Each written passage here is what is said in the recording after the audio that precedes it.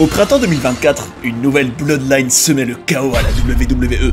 Plus violente, plus sauvage, plus féroce, menée par un Solo Sikoa qui prétendait être le nouveau chef de la tribu depuis la défaite de Roman Reigns contre Cody Rhodes. Vous avez sûrement remarqué un nouveau personnage dans cette faction qui aime se trémousser en faisant des bruits qui ressemblent un peu à celui d'un renard. Ce type, c'est Tama Tonga. Mais qui est vraiment ce catcheur? Quel secret nous cache-t-il? C'est un plaisir de vous retrouver sur Johnny Catch pour plonger dans le long parcours initiatique d'un nouveau Polynésien enragé. Vous apprendrez entre autres son métier très surprenant avant le catch. De quelle légende il est le fils adoptif, mais aussi comment il s'est déjà disputé avec Roman Reigns sur Twitter, et même le motif pour lequel il avait choisi de quitter le Japon après plus de 10 ans là-bas. Pour votre information, ce que vous êtes sur le point de voir, c'est un documentaire différent des autres sur la chaîne. Votre rendez-vous immanquable du vendredi. Mais sachez aussi qu'une meute de documentaires classiques va vous attaquer tous ces prochains temps. Vous êtes bien sur Johnny Catch, Tama Tonga, les tribulations d'un renard en quête de terrier. C'est parti! Quand on s'intéresse au parcours de Tama Tonga, la première chose qui va beaucoup vous surprendre, c'est à quel point il est long. Et oui, Tama Tonga n'est pas tout jeune, contrairement à ce qu'on pourrait imaginer pour un catcheur qui débute à la WWE, lui qui a donc fait sa première apparition là-bas au printemps 2024. Et pourtant, il était déjà quand même presque, alors non pas en fin de carrière, hein, loin de là, mais en tout cas il était certainement pas, on va dire, un débutant dans le business au moment où il est arrivé à la fédération de Stamford. Alors pourquoi je vous dis ça? Tenez-vous bien, il est né le 15 octobre 1982. Donc c'est sûr qu'il n'est pas tout jeune. Alors bien sûr, ça ne l'empêcherait pas d'avoir encore potentiellement des années au plus haut niveau, hein, évidemment, mais il a déjà eu toute une histoire bien avant. Et elle est quand même très intéressante et tout commence en réalité dès son enfance et surtout dès l'histoire de sa famille parce que, figurez-vous qu'il n'est pas le fils de n'importe quelle personne. Oh non, vous allez voir. Bon déjà, quand même, notons sur son physique qui fait quand même 1m83 pour 95 kg, donc contrairement peut-être à un Jacob Fatu ou même un Umaga ou un Roman Reigns hein, d'ailleurs, dans sa, on va dire, ce grand clan, on va dire, du Pacifique, il fait pas partie, on va dire, des poids les plus costauds, en tout cas des physiques les plus impressionnants. Mais ça ne l'a pas empêché de quand même avoir du succès dans le divertissement sportif, et peut-être que son père adoptif y est pour quelque chose, alors vous avez bien entendu, ses pères adoptifs. Même si cette personne, en l'occurrence, c'est Haku, et c'est en réalité son oncle, et oui, qui a aussi eu le nom de Meng dans le catch, mais surtout connu pour être Haku. Et surtout, Haku, c'était tout simplement un de ces durs à cuire à l'ancienne qui faisait peur à beaucoup de personnes. Alors, il est en réalité le fils biologique de Tonga Uliuli, mais c'est avec Haku donc qu'il a été élevé dès son plus jeune âge. À l'occasion aussi, à ce moment-là, il a pu avoir l'occasion de fréquenter donc Tonga Loa, et c'est quand même assez beau, hein, une belle histoire d'un point de vue humain, je trouve, qu'il ait pu avec lui, donc Tonga Loa, catcher à la WWE, se retrouver dans la Bloodline menée par Solo Sikoa, en sachant que c'est son frère adoptif. Et il a aussi un frère, un autre frère biologique, qui s'appelle Ikuleo, en tout cas dans le ring. Et selon certaines rumeurs, en tout cas début 2025, son nom a un peu circulé à la WWE, et c'est pas impossible qu'il rejoigne un jour potentiellement une Bloodline. Mais le problème, c'est qu'il y en a plusieurs. Il y a la OG Bloodline, il y a la Bloodline de Solo Sikoa. Enfin bref, en tout cas, il pourrait être à l'écran un jour ou l'autre. Sinon, donc purement pour Tama Tonga, on peut relever que lui, à partir de sa jeunesse, lui, c'est d'abord le football américain qui l'a intéressé. Comme souvent d'ailleurs on va dire chez les Samoans ou les Polynésiens. Par exemple, c'était aussi le cas d'un Umaga, pour ne citer que lui, hein. Mais c'est que plus tard qu'il aura de l'intérêt pour le catch. Mais d'abord, il ira... Alors tenez-vous bien, c'est là que son premier métier est assez surprenant. Il a tout simplement passé 6 années dans la US Air Force. Donc Tama Tonga est un militaire. Et il l'a dit que ça lui a appris l'autodiscipline. Donc un Tama Tonga qui n'est pas là pour rigoler et qui a appris, on va dire, la vie à la dure, hein, c'est vrai, même si... Alors, pour autant, ça ne l'a pas empêché d'y avoir de la discipline et des expériences très intéressantes. Il y était mécanicien. Donc c'est quand même fou de vous dire, quand vous voyez Tama Tonga de nos jours, de vous dire ce type-là, pendant 6 ans, c'était un mécano dans l'US Air Force. C'est quand même fou, non? Mais ensuite, donc, il a été inspiré par son père adoptif Haku pour finalement devenir catcheur. Et c'est donc ce qu'il va faire à partir de 2008. Donc ça fait quand même très longtemps, hein. À l'heure où j'enregistre cette vidéo, ça fait quand même 17 ans. C'est dingue, se dire que ce type-là a 17 ans de carrière déjà de nos jours, c'est fou. Mais tout a donc commencé en 2008, et il avait été formé à l'école alors de Bubba Ray Dudley et Devon Dudley. En gros, ceux qui à la WWE avaient incarné l'équipe tag team légendaire des Dudley Boys. Et c'est là-bas donc qu'il a eu l'occasion d'apprendre le métier.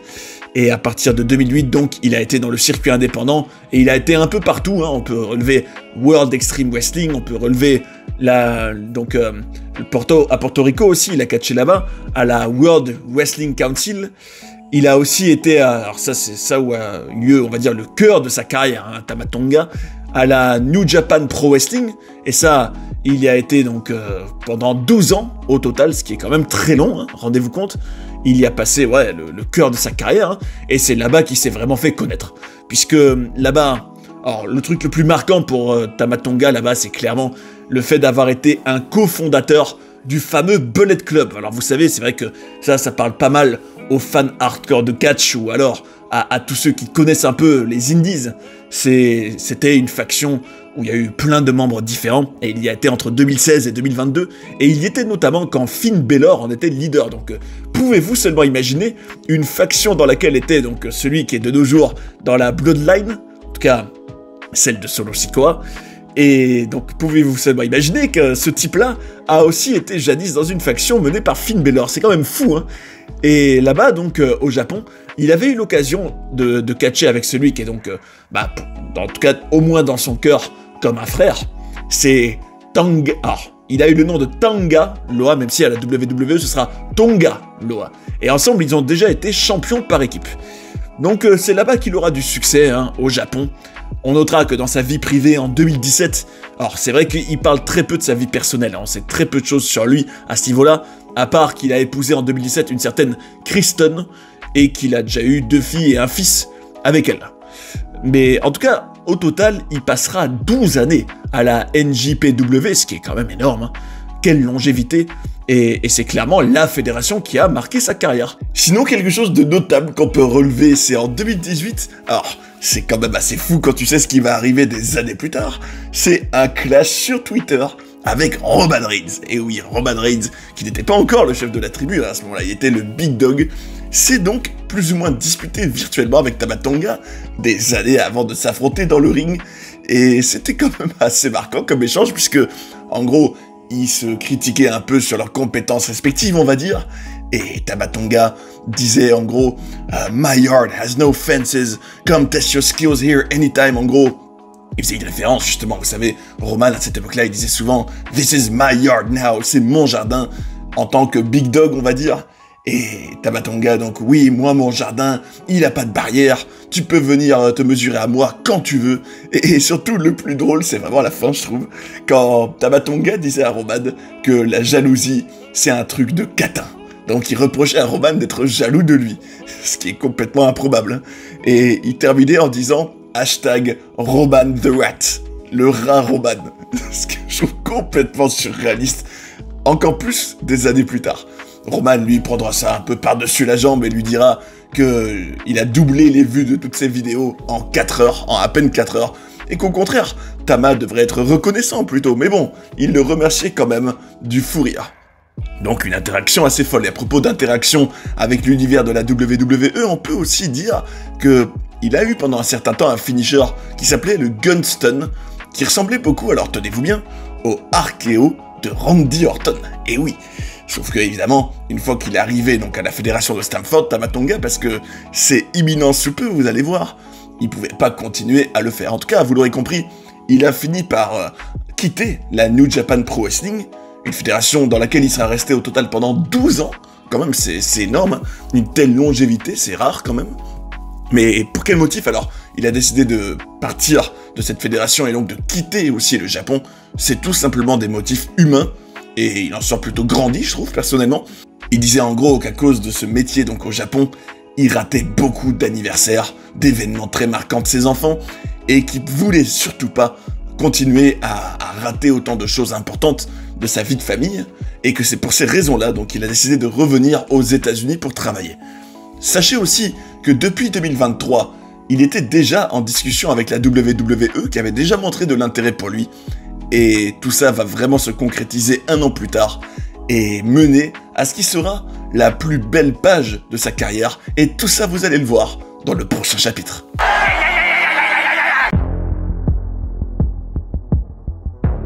On est au printemps 2024 quand un tournant va arriver dans le parcours de Tama Tonga. Pourquoi? Tenez-vous bien.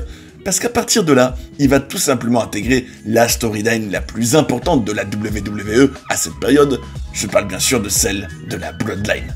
Alors sachez qu'à ce moment-là, on est juste après WrestleMania 40, et que Cody Rhodes vient donc de terminer le règne historique de Roman Reigns, qui lui était le chef de la tribu depuis quasiment 4 ans.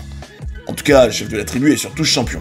Et donc à cette occasion-là, une Bloodline qui est affaiblie, qui perd quand même son champion majeur, et un Solo Sikoa qui prétend devoir devenir le nouveau chef de la tribu par la force. Alors là, il n'y avait pas d'ancêtre pour en gros le couronner officiellement. Non, non, non, Solo Sikoa c'était par la force, et il allait recruter un peu au-delà de la WWE, dans le kayfabe bien sûr, et faire venir notamment un Tama Tonga. Et oui, puisque dès le SmackDown, après WrestleMania 40, donc juste après la défaite de Roman Reigns, il y a déjà Tama Tonga qui va débuter à la WWE. Donc une arrivée à pas d'éléphant, dans une storyline de premier plan, où il va en gros rapidement être, on peut dire, le right-hand man, un peu comme Jey Uso l'a été pour Roman Reigns dans les premières années de son règne. En gros, l'homme de main de Solo Sikoa, l'homme de main du nouveau chef de la tribu, et donc clairement faire partie de la nouvelle faction des top heels de la WWE, donc c'était vraiment assez valorisant pour lui, en tout cas au début. Et ça va tout de suite se matérialiser, alors là j'ai envie de vous dire, Cocorico. Pourquoi? Parce que ça va se matérialiser par un match à Backlash en France, avec Solo Sikoa contre Randy Orton et Kevin Owens, donc quand même un match de premier plan, donc c'est quand même génial pour Tama Tonga d'arriver à la WWE et de tout de suite participer à un match important en PLE, en sachant que c'est pas donné à tout le monde de catcher dans un PLE, surtout dans l'ère Triple H, où les shows sont plus courts, donc où il y a moins de matchs, en tout cas, enfin sauf à WrestleMania, et sauf les shows où il y a 2 nuits. Bref, après, le segment peut-être le plus marquant de Tama Tonga à la WWE à toute cette période, c'est clairement, je trouve, le jour où ils ont attaqué, ou plutôt tatané et massacré Paul Heyman. Et oui, vous êtes sûrement au courant que Paul Heyman, lui qui était quand même le Special Counsel de Roman Reigns pendant toutes ces années, n'a pas voulu acknowledge Solo Sikoa comme son nouveau chef de la tribu. En gros, il ne l'a pas reconnu officiellement, ce qui a mené à ce qui se fasse passer à travers une table. Et Tama Tonga, donc pour lui, c'était un segment très marquant, c'était en plus au Madison Square Garden, et c'était un segment qui a quand même pas mal fait le buzz, ne serait-ce que pour le look de Paul Heyman. Bref, en tout cas pour lui c'était important, même si, soyons quand même lucides, il n'était pas l'acteur majeur du tout de cette Bloodline, il était un peu, oui, un homme de main, un sous-fifre, un faire-valoir, ou un laquais un peu, même si il était quand même assez intimidant, mais justement, ça je vais y venir juste après, en termes de look et en termes d'aura, et surtout en termes de présence et tout ça, je trouve qu'il aurait pu être bien meilleur. Mais bon, on va y revenir. En gros, ce qu'il faut retenir essentiellement de toute sa première année à la WWE, c'est un peu un début et une première partie de parcours qui était quand même assez crédible et assez forte, même si bon, dans l'ensemble, il s'est quand même pris des tombées et il n'est pas invincible, malheureusement, contrairement à Jacob Fatu qui lui est largement plus protégé que lui, largement. Mais bon, justement, puisqu'on parle de Jacob Fatu, ils seront champions par équipe ensemble en août 2024, donc un premier titre important pour Tama Tonga à la WWE, c'est quand même pas rien, et surtout des matchs de premier plan, alors parmi lesquels on peut bien sûr citer Money in the Bank, où il y avait quand même Cody Rhodes dans le match, donc être mêlé au feud du champion WWE, quel honneur et quel prestige pour Tama Tonga.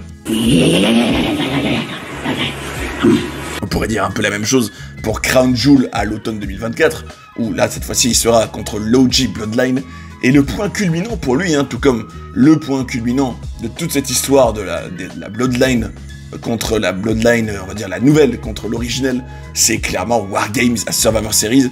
D'ailleurs, pour ceux qui s'en rappellent, les fidèles de la chaîne, j'en avais évidemment parlé à l'époque de ce match dans une review, en gros, ce que j'en avais pensé, tout ça.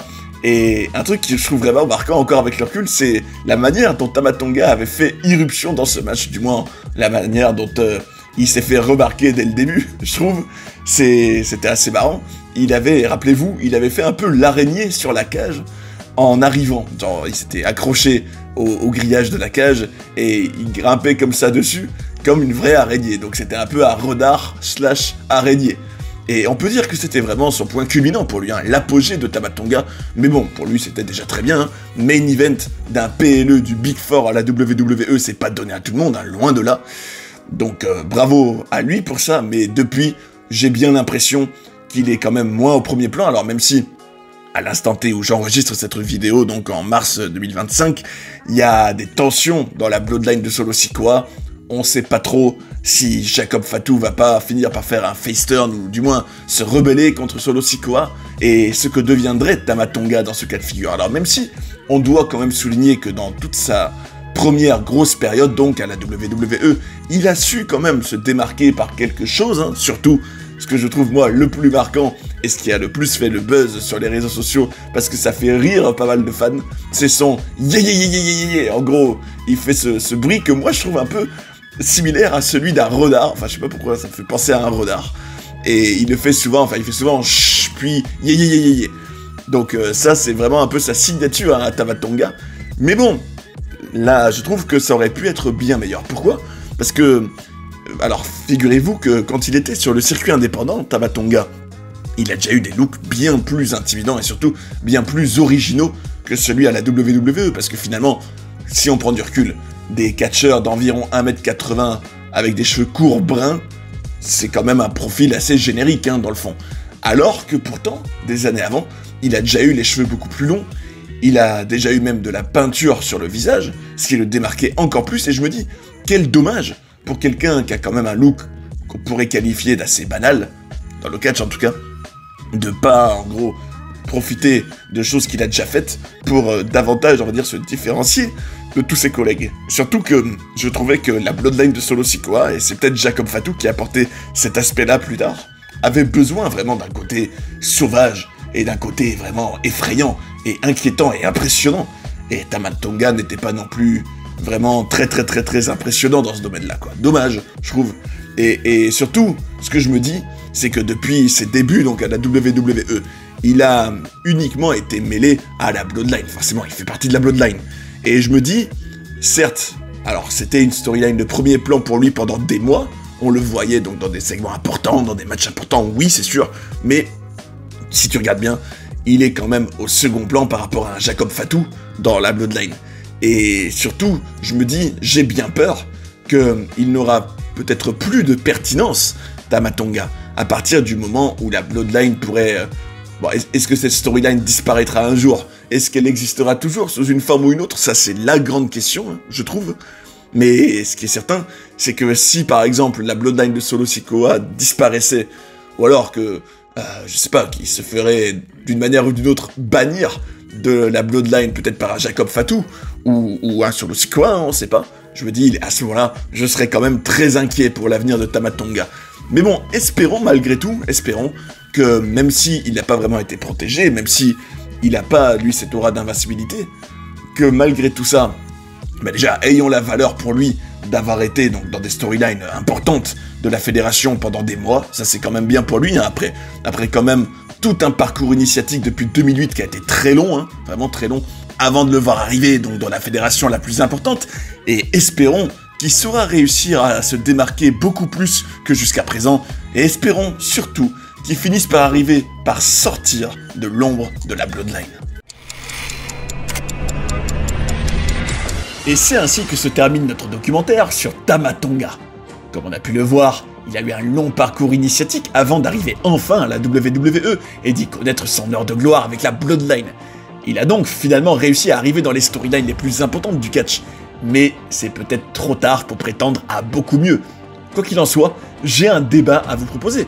Selon vous, Tonga sera-t-il viré quand il ne sera plus mêlé aux storylines de Roman Reigns et Solo Sikoa?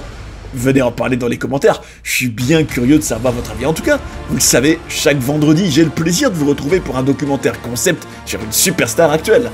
Alors, dites-moi sur quelle superstar vous avez envie de voir un documentaire vendredi prochain. Ce sera intéressant de voir qui suscite le plus votre intérêt en ce moment, et puis surtout de partager nos ressentis, parce que ça, c'est le catch comme on l'aime. D'ailleurs, si vous avez envie de regarder un documentaire sur un personnage extraordinaire comme l'Undertaker, cette playlist est faite pour vous.